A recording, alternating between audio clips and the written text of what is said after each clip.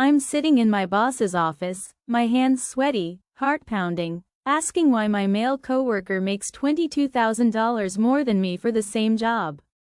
He leans back, smirks, and says, well, he's got a family to provide for. My life? My bills? Apparently, they don't matter. Fast forward 3 years, I'm leading the department, and he's answering to me, his smug grin wiped clean off his face. If you've ever been dismissed, disrespected, or told you're less than because of who you are, stick around. This is my story of turning rage into revenge, and trust me, the payoff is sweeter than you can imagine. Hey everyone, I'm Lauren, a finance professional from New York City. Today, I'm sharing a raw, real story from my life, one that's full of injustice, determination, and a comeback that still gives me chills. If you've ever been underestimated or pushed aside, this one's for you. Hit that like button, subscribe, and let's dive into a story that might just light a fire in you. Here we go. Let's take you back to 2018. I was 23, fresh out of NYU with a finance degree, striding into my dream job at a top-tier investment firm in Manhattan. Picture me. A crisp navy suit, heels clicking on the polished marble floors of a skyscraper, my resume practically glowing with internships and a 3.9 GPA. I was ready to conquer Wall Street. But the moment I stepped into that first team meeting, I felt it, the air shifted. Eyes flicked over me, heads tilted, whispers rippled across the conference room table. Who's the new girl? She looks like she just walked out of a sorority. My stomach knotted, a flush creeping up my neck, but I squared my shoulders, smiled, and thought, I belong here. I'll prove it. I worked harder than anyone. I'd stay late, the city lights twinkling outside the office windows, my desk lamp casting shadows as I crunched numbers until my eyes burned. I'd double-check every analysis, my fingers flying over spreadsheets, the hum of the office AC my only company. My reports were flawless, my pitches sharp. I was outperforming colleagues with years more experience. But instead of respect, I got nicknames. Sweetheart, thrown out casually by senior analysts. Office Barbie, snickered behind my back by a group of guys in the break room, their coffee cups clinking as they laughed. My ideas? Dismissed in meetings with a wave of a hand. Nice try, Lauren, but let's stick to the real strategies. Then, weeks later, I'd hear my ideas pitched by someone else, usually a guy named Chad or Brad, to applause. My jaw would clench, my pulse racing, my internal monologue screaming, that was mine. How is this fair? But I'd force a smile, nod, and keep going, the sting of betrayal like acid in my chest.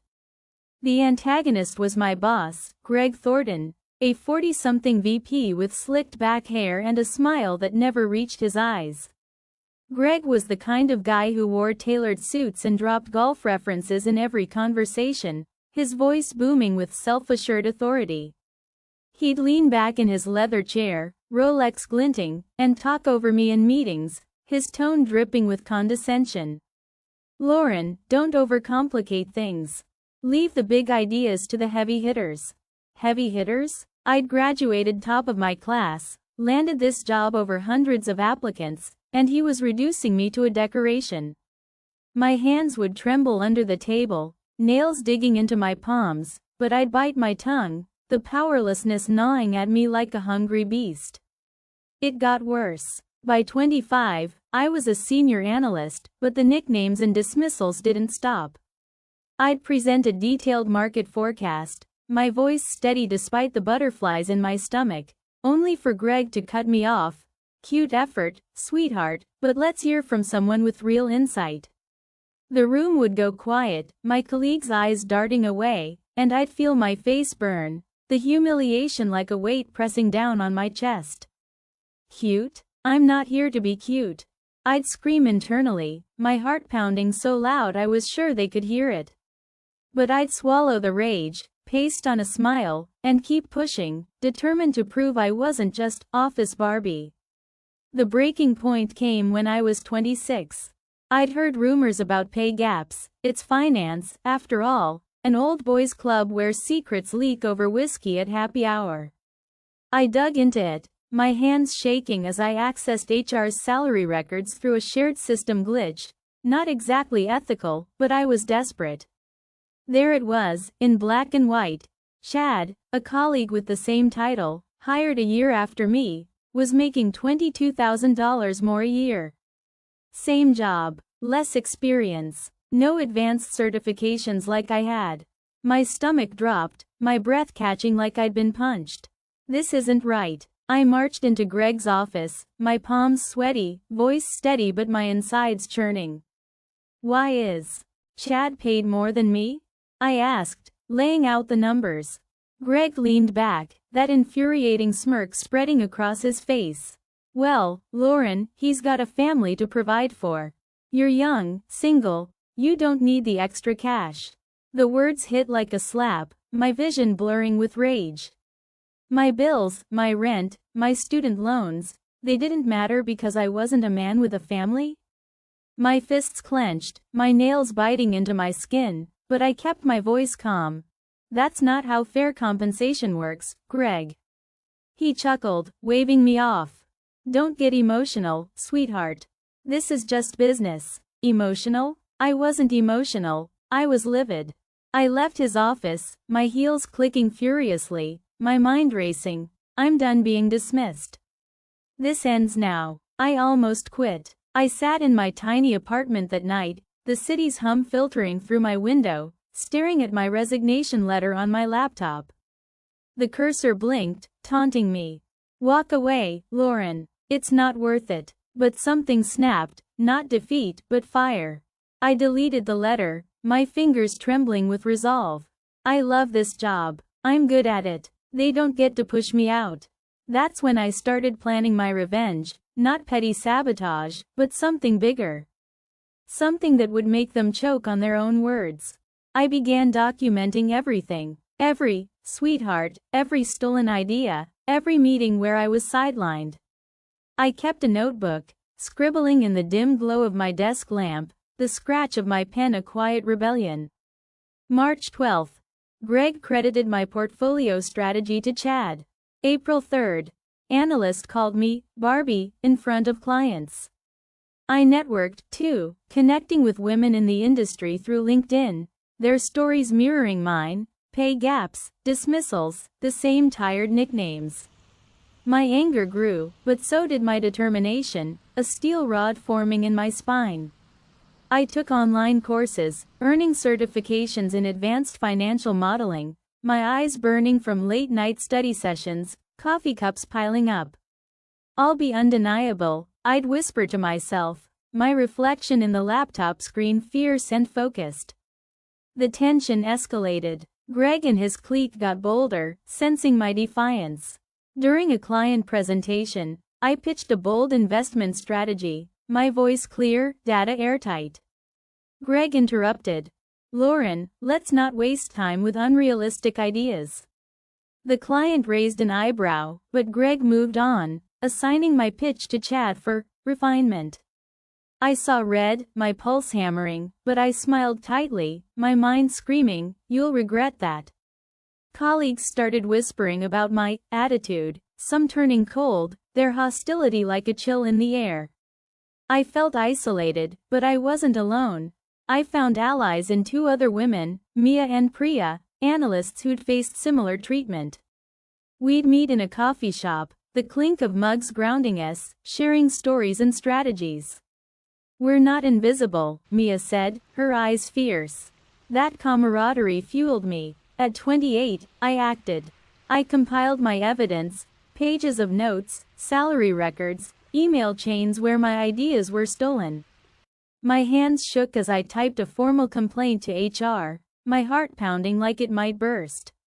I knew the risks, retaliation, ostracism, but I was done shrinking. The meeting with HR was tense, the room sterile, the HR rep's face unreadable as I laid out my case, my voice steady despite the knot in my stomach. This isn't just about me, I said. It's systemic. Mia and Priya backed me up, submitting their own complaints. The office buzzed with whispers, Greg's face tight whenever he passed me, his usual smirk gone. He knows I'm not backing down. The fallout wasn't instant, but it was seismic. HR launched an investigation, and the firm couldn't ignore the evidence. Policies shifted, pay audits were mandated, sensitivity training rolled out. Greg was disciplined, demoted to a smaller team, his influence gutted.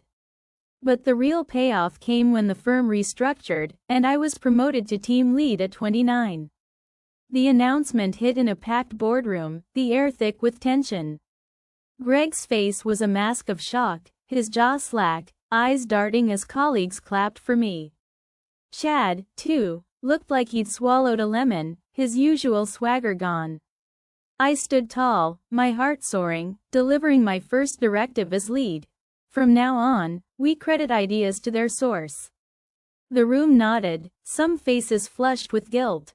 Greg tried to congratulate me later, his voice strained. Lauren, I underestimated you. Great work. I met his gaze, calm but unflinching. Thanks, Greg. I've always been more than sweetheart. His face reddened, his eyes dropping, humiliated in front of the team he'd once ruled. The validation washed over me like a warm tide, relief, triumph, a fierce pride. I'd fought for my place, and I'd won. The ripple effect was bigger. My complaint inspired more women to speak up, and the firm's culture began to shift. Pay gaps closed, promotions became merit-based. I mentored Mia and Priya, watching them rise, too. At 30, I'm still in finance, still battling sexism some days, but I'm no longer office Barbie. I'm Lauren, the one who fought back and reshaped the game.